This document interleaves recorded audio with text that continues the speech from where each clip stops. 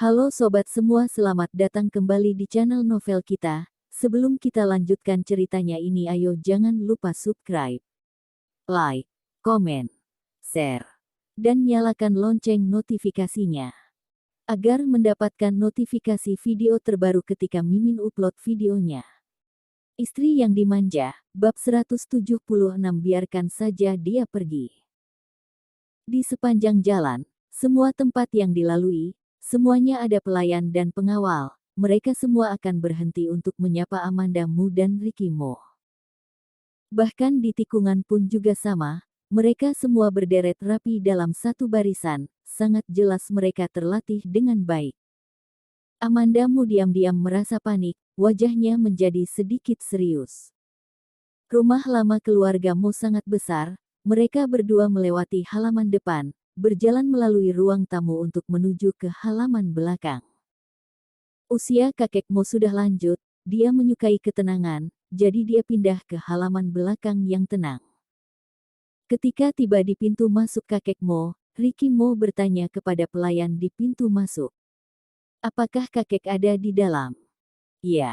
Ketika pelayan itu melihat Ricky Mo, terlihat sedikit sukacita di wajahnya. Dia mendorong pintu dengan ringan, dan berkata dengan hati-hati.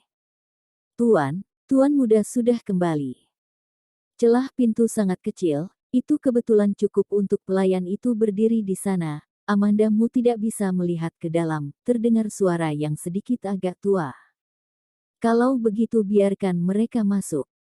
Pelayan berbalik dan sedikit mengangguk ke arah Ricky Mo. Ricky Mo memegang tangan Amanda Mu dengan erat.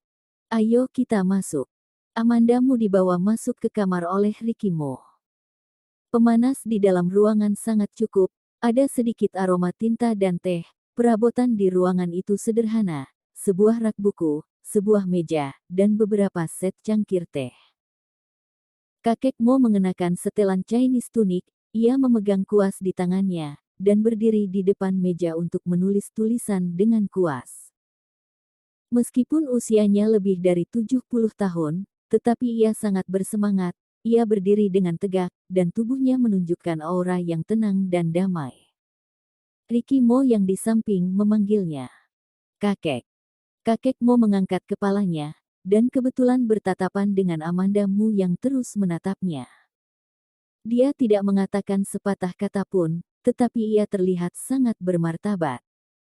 Amanda Mu sedikit menurunkan matanya, dan Ricky Mo yang di samping menarik Amanda Mu ke belakangnya tanpa mengatakan apa-apa. Gerakan perlindungan Ricky Mo dilihat oleh kakek Mo, dan itu menyebabkan dia mendengus. Siapa gadis itu? Ricky Mo mengangkat alisnya. Orang yang ingin kakek temui.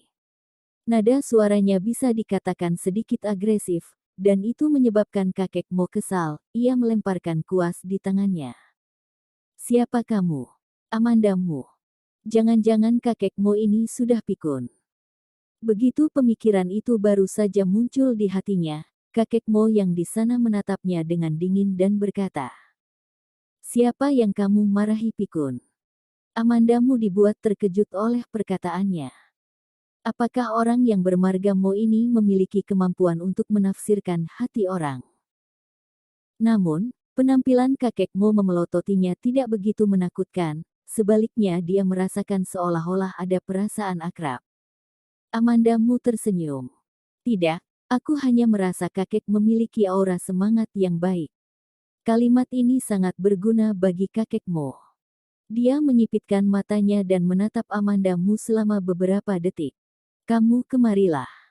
Amanda Mu menoleh dan bertatapan dengan Ricky Mo.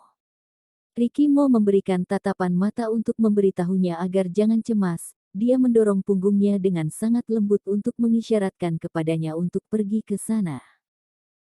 Meskipun pembicaraan antara Ricky Mo dan kakek Mo sedikit aneh, tetapi dia juga dapat merasakan bahwa hubungan antara Ricky Mo dan kakek Mo cukup baik, bahkan bisa dikatakan sangat dekat. Amanda Mu berjalan ke sana sesuai permintaan, wajahnya terlihat serius, dan ia berkata dengan serius. Kakek, aku adalah istri Ricky Mo, Amanda Mu. Kakek Mo tidak segera berbicara, dia hanya menatapnya dengan tenang, Amanda Mu dibuat sedikit tidak tenang oleh tatapannya. Kakek Mo sepertinya melihat kecemasannya. Terlihat senyuman menyeringai seperti seorang anak kecil berhasil menjahili orang di wajahnya. Dia tersenyum dan berkata, "Oke, kamu terlihat cantik, duduklah." Amanda Mu tertegun sejenak, dan dia ingin menoleh untuk melihat Ricky Mo lagi, tetapi kakek Mo memelototinya. "Kenapa kamu melihat ke bocah tengik itu? Aku menyuruhmu duduk, maka duduklah." Petik 2. Baiklah, dia duduk. Namun, ketika dia mendengar dia memanggil Ricky Mo dengan panggilan bocah tengik, dia menjadi merasa sangat bahagia. Amanda Mu duduk di sebelah kakek Mo. Ketika Ricky Mo melihatnya, dia berjalan ke sana dan duduk di sebelah Amanda Mu, tetapi dia ditendang oleh kakek Mo. "Siapa yang menyuruhmu duduk?" Tendangan kakek Mo itu cepat dan mantap, kekuatannya jelas tidak ringan. Amanda Mu yang melihatnya pun bisa merasakan sakitnya, dan alis Ricky Mo sedikit berkerut, sangat jelas itu karena sakit. "Kakek," nada bicara Ricky Mo agak tidak berdaya. "Ini adalah pertama kalinya aku membawa cucu menantumu pulang, apakah kamu tidak bisa memberiku sedikit wajah?" "Aku memberimu wajah, namun siapa yang akan memberiku wajah?" Kakek Mo jelas lebih marah daripadanya. "Kamu hitung sendiri, apakah kamu masih ingat kapan terakhir kali kamu mengunjungiku di rumah lama?" Ketika Ricky Mo mendengar perkataannya, dia terdiam. Ruangan itu menjadi sangat sunyi senyap. Amanda Mu sedikit mengerti apa arti percakapan antara Ricky Mo dan kakek Mo barusan.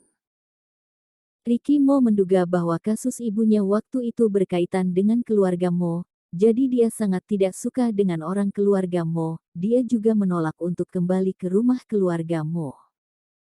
Dia hari ini pertama kalinya dibawa kembali ke rumah lama oleh Ricky Mo. Urusan mereka, dia tidak seharusnya ikut campur. Kebetulan pada saat itu pintu dibuka lagi. Orang yang datang adalah ayah Ricky Mo, Herman Mo. Herman Mo pertama-tama memanggil kakek Mo, "Ayah." Kemudian dia menoleh untuk melihat Ricky Mo. "Sebelumnya ada orang menelponku dan mengatakan bahwa Ricky sudah pulang, tetapi aku masih tidak percaya. Mengapa kamu tidak memberi tahuku bahwa kamu mau pulang? Hari ini makan di rumah saja, dan tinggallah di rumah malam ini. Kamarmu selalu dibersihkan oleh pelayan, jadi kamu bisa langsung menempatinya." Kakek Mo langsung mendengus. Kenapa menyuruhnya menetap? Biarkan saja dia pergi. Pada akhirnya, Ricky Mo dan Amanda Mu tetap tinggal. Saat makan, beberapa orang duduk di meja makan besar dan di samping ada sederet pelayan berdiri di sana. Itu membuat Amanda Mu merasa tidak nyaman. Setelah makan, Herman Mo telah pergi dulu karena ada urusan. Amanda Mu dan Ricky Mo menemani kakek Mo kembali ke kamarnya. Pelayan di samping mendidihkan air dan memberikan teh. Kakek Mo mengambil sebuah angpau dan menyerahkannya kepada Amanda Mu. Amanda Mu tidak langsung menerimanya. Kakek Mo memelototinya. "Kenapa? Apakah kamu tidak berani menerima hadiah pertemuan dariku?" Amanda Mu akhirnya tahu temperamen arogan Ricky Mo diwarisi dari mana. "Terima kasih kakek." Setelah Amanda Mu mengambilnya, dia merasa angpau itu sangat tipis. Dia menduga di dalamnya mungkin cek atau semacamnya.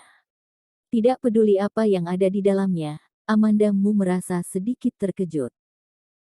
Sebelum datang, dia selalu berpikir bahwa dia akan dipersulit oleh kakek, tetapi dia tidak menyangka bahwa kakek Mo menerimanya dengan mudah. Setelah menemani kakek Mo minum teh sebentar, Amanda Mu dan Ricky Mo diusir kembali ke kamar untuk beristirahat. Kamar itu adalah tempat Ricky Mo tinggal ketika dia masih remaja. Setelah masalah waktu itu terjadi, dia pergi ke luar negeri. Setelah dia kembali dia tidak pulang ke rumah lama untuk tinggal, dia langsung tinggal di villa di lereng gunung. Perabot di dalam ruangan masih meninggalkan jejak kehidupan remajanya, poster bintang basket, robot, buku, konsol game. Bersambung.